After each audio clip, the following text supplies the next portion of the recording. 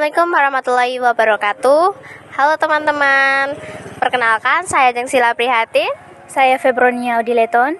Saya Brian Saputra.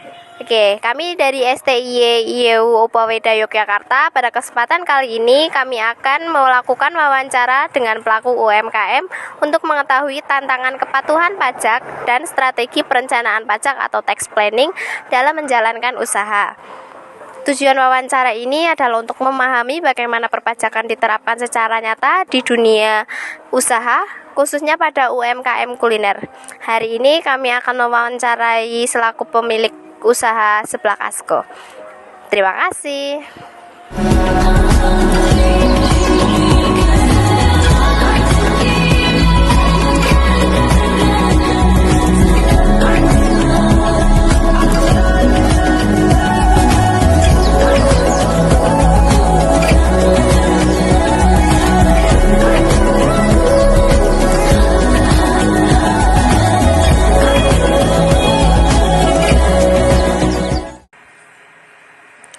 Oke, selamat siang Ibu. Terima kasih sudah bersedia meluangkan waktunya. Selamat siang, sama-sama. Saya senang bisa berbagi pengalaman dengan kalian. Oke, baik Ibu, di sini kami ingin bertanya-tanya sambil belajar tentang pajak UMKM di sebelah Asko ini.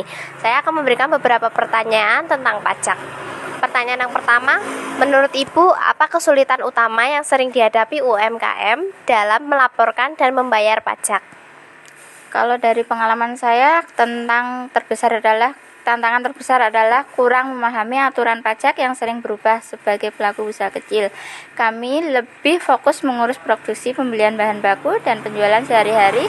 Selain itu, pencatatan keuangan kadang belum rapi. Banyak UMKM yang masih mencampur uang usaha dengan uang pribadi, sehingga ketika menghitung omset atau pajak yang harus dibayar menjadi lebih sulit.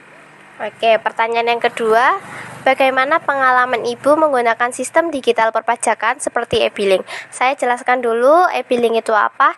E-billing itu kan sistem pembayaran pajak secara elektronik yang digunakan untuk membuat kode billing sebelum Ibu melakukan pembayaran pajak melalui bank, ATM, atau mobil banking. Nah, gimana sih pengalaman dari Ibu sendiri saat menggunakan pajak dengan sistem e-billing? Awalnya cukup membingungkan karena saya belum terbiasa menggunakan sistem online. Namun setelah belajar dari internet dan bertanya kepada petugas pajak, ternyata banking cukup membantu. Sekarang pembayaran pajak bisa dilakukan melalui mobil banking tanpa harus datang ke kantor pajak. Jadi lebih praktis dan menghemat waktu. Oke, pertanyaan yang ketiga, bagaimana cara Ibu mengatur arus kas usaha agar kewajiban pajak tetap dapat dipenuhi dengan baik? Setiap hari saya mencatat penjualan dan pengeluaran usaha. Kemudian setiap bulan saya menyisihkan sebagian keuntungan untuk dana pajak. Misalnya jika omset sedang tinggi, saya tidak langsung menggunakan seluruh keuntungan untuk kebutuhan pribadi. Sebagian disimpan, sebagian cadangan untuk pembayaran pajak dan kebutuhan usaha lainnya. Dengan cara ini saya tidak merasa berat saat ada kewajiban pajak. Baik, pertanyaan yang keempat, menurut Ibu, apakah penggunaan PPh final UMKM dengan tarif 0,5% lebih menguntungkan dibanding tarif umum? Mengapa, Ibu?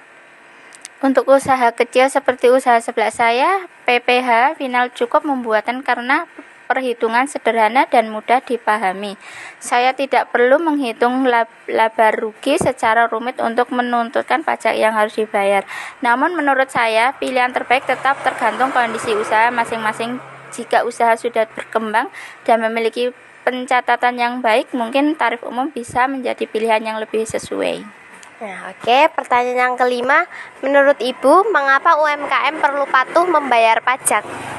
Saya percaya pajak adalah kewajiban sebagai warga negara. Selain itu, kepatuhan pajak membuat usaha terlibat lebih profesional dan terpercaya ketika sesuatu saat ingin mengajukan pinjaman usaha ke bank atau mengikuti program pemerintah. Biasanya laporan usaha dan kepatuhan pajak menjadi salah satu pertimbangan. Oke, pertanyaan yang keenam, apakah pernah ada keinginan untuk melaporkan seluruh omset karena merasa pajak dapat mengurangi keuntungan usaha? Kalau jujur mungkin sebagian pelaku usaha pernah berpikir seperti itu, namun saya menyadari bahwa risiko sanksinya lebih besar. Karena itu saya memilih mencatat penjualan dengan jujur dan pembayaran pajak sesuai ketentuan. Dengan begitu usaha bisa berkembang dengan lebih aman dan tenang. Oke, terima kasih Ibu sudah bisa meluangkan waktu untuk saya. Dan terima kasih Ibu. Oke, terima kasih Ibu. Sama-sama. Dari hasil wawancara ini, kami memperoleh beberapa pelajaran penting. Yang pertama, tantangan utama UMKM dalam perpajakan adalah kurangnya pemahaman mengenai aturan pajak serta pencatatan keuangan yang belum tertata dengan baik. Yang kedua, digitalisasi perpajakan seperti e-billing sangat membantu UMKM karena membuat proses pembayaran pajak menjadi lebih mudah, cepat, dan praktis.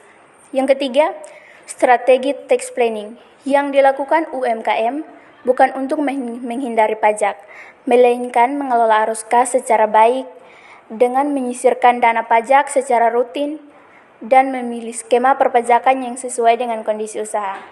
Yang keempat, kepatuhan pajak. Kepatuhan pajak memberikan manfaat jangka panjang karena meningkatkan kredibilitas usaha dan mendukung keberlanjutan usaha bisnis. Dari ini kami belajar bahwa kebutuhan pajak bukan hanya kewajiban tetapi juga strategi penting untuk menjaga keberlanjutan usaha dan meningkatkan profesionalisme bisnis.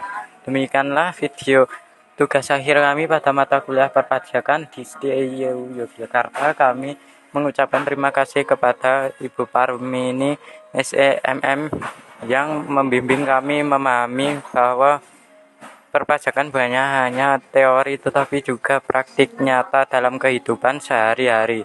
Semoga wawancara ini bermanfaat dan menambah wawasan bagi kita semua.